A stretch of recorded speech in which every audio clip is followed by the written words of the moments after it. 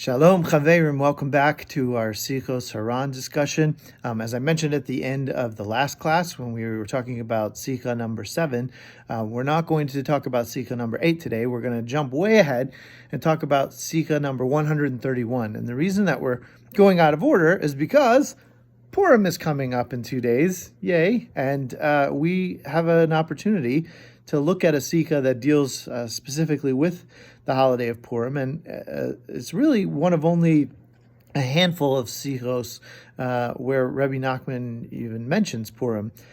As we go through this, B'siyata Deshmaya, we're going to learn that Rabbi Nachman's, he said his main thing was Rosh Hashanah.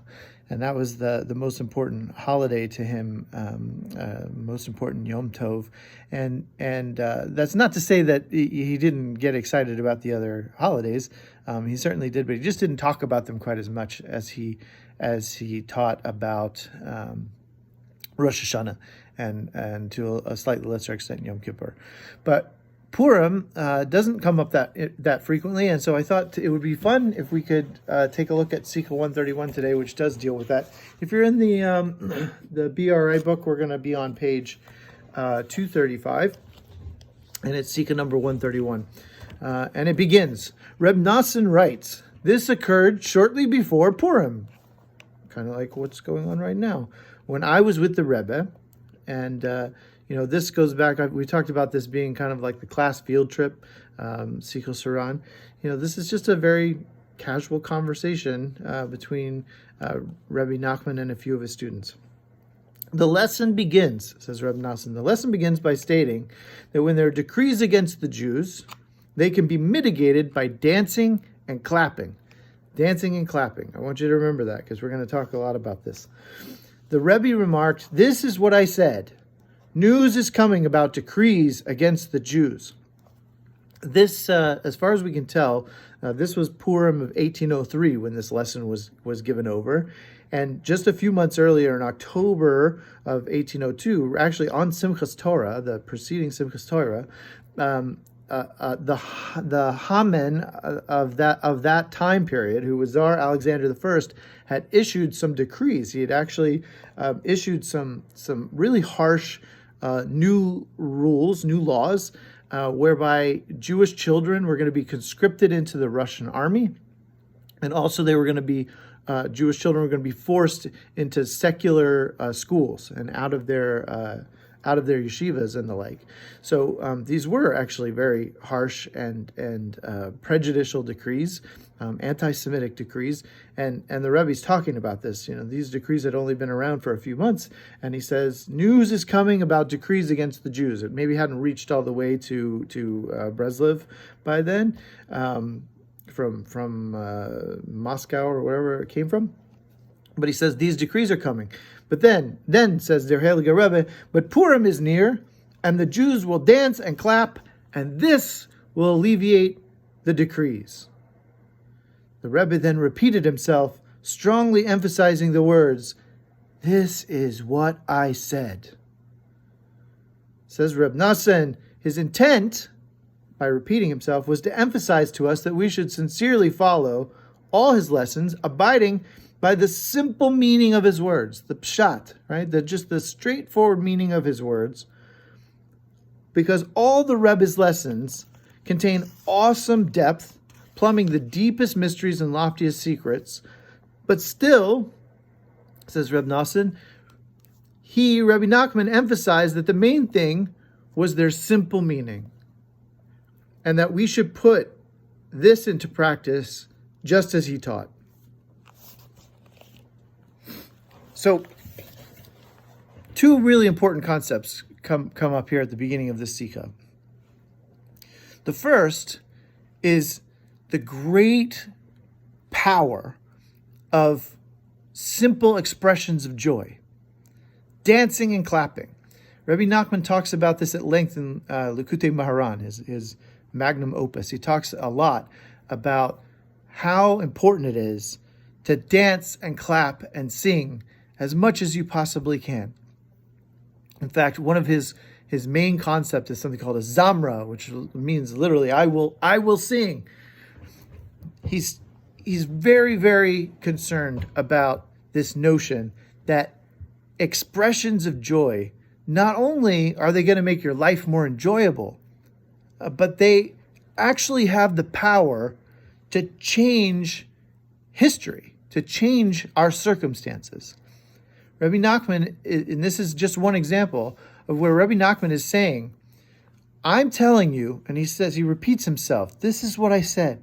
I'm telling you this. This is really, really simple. Don't get too confused. This is really simple.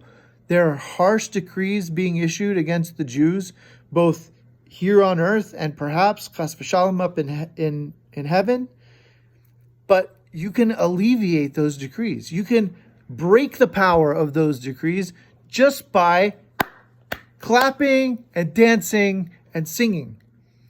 And in Likutei HaRan, Rabbi Nachman talks even more in more detail about the fact that when we dance and clap, even in the face of adversity, that we're testifying to our emunah. We're testifying to our belief that everything that Hashem does is for our ultimate good, and that by doing so, we are showing the whole world the power of Hashem and of our faith in Him. So dancing and clapping is a big Breslov idea. And it might sound silly, and to an outsider it might look silly.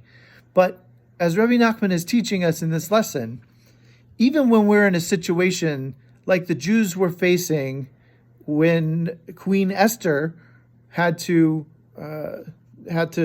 deliver a redemption with the help of Uncle Mordechai, who, by the way, is the first person described as a Jew, as a Yehudi, right? As one of the Yehudim. In those times, there were harsh decrees against the Jews too, because of Haman's plot. And in this time period, in 1803 or so, there were harsh decrees against the Jews again, just like we read about in the Purim story. And Rabbi Nachman is teaching us that those decrees, whether we're talking about the decrees from the time of Esther and Mordechai, or we're talking about the decrees of Tsar Alexander I in the 19th century, can be ameliorated and broken and destroyed just by dancing and clapping.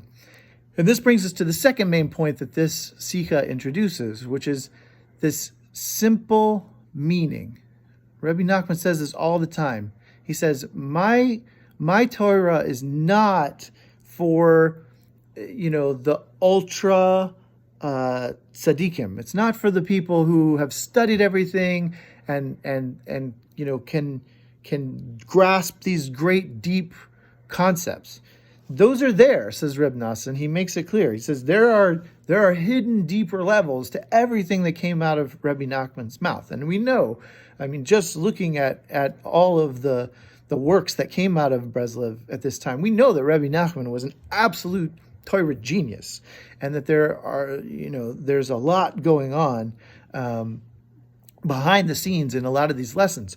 But importantly, Rabbi Nachman is saying, don't worry about it if you don't understand all that stuff that's going on behind the scenes, all that deep stuff. He's saying, focus on the simple meaning of what I'm telling you, and just do the simple things that I'm telling you to do. He says this again a little bit later in this lesson. He says, Reb Nassan says, Rabbi Nachman used this lesson as an example. It teaches that dancing and clapping can mitigate the harshest of decrees. And he bid us to take this lesson at face value and to make an effort to be happy on our joyous holidays, such as Purim and Chanukah, as well as at mitzvah celebrations such as weddings. At such times, he said, we should make ourselves feel true joy when obeying God's commandments. He says we should make ourselves feel true joy. We can make ourselves so elated that we actually dance and clap our hands in joy. And this is what alleviates the decrees against us. Do not say, says Der Heilige Rebbe, who can be worthy of nullifying an evil decree through mere dancing and clapping? Certainly only the holiest of men. Says Rabbi Nachman, don't fall into this trap of thinking, my dancing and clapping isn't going to make any difference. Only the tzaddik, only some true righteous, pious person, their dancing and clapping, maybe that can alleviate some decrees, but not mine, not my dancing and clapping. He says, don't fall into that trap. Because the Rebbe's lessons, says Reb Nassan, are not in heaven. And this is an echo of what we read in Devarim, right? My Torah is not, says Hashem, my Torah is not so far away from you in heaven that it can't be reached. It's in your heart and in your mouths, right? Says Rabbi Nachman, any person can observe the words of this lesson and accomplish great things. All that is required is truth and sincerity. And says Reb Nassan, the same is true of all Rabbi Nachman's lessons. The main thing is not study, but action. And he cites the Mishnah in Avos. So, again, there's this idea, it's very central to Rabbi Nachman's Torah, that all of this is within your reach. All of this is something that you can do. All of us can dance and clap. All of us can sing. And through those simple expressions, those expressions of emunah pshuta, that simple faith, that simple joy, we can actually make amazing changes in our own lives, in the lives of our community, and frankly, in the history of the world. We can break the decrees. We can defeat the Hamans and the Tsar Alexander the Firsts of the world just by dancing and clapping. It's a beautiful idea, and it's in Sicha number 131. I wish all of you a very happy and joyful Purim with lots and lots of dancing and clapping. This is going to be the last lesson this week, and Bezras Hashem, next week after Purim, we will jump back into our regularly scheduled programming on Sichos HaRan and look at Sichos number 8 and 9. Thank you so much.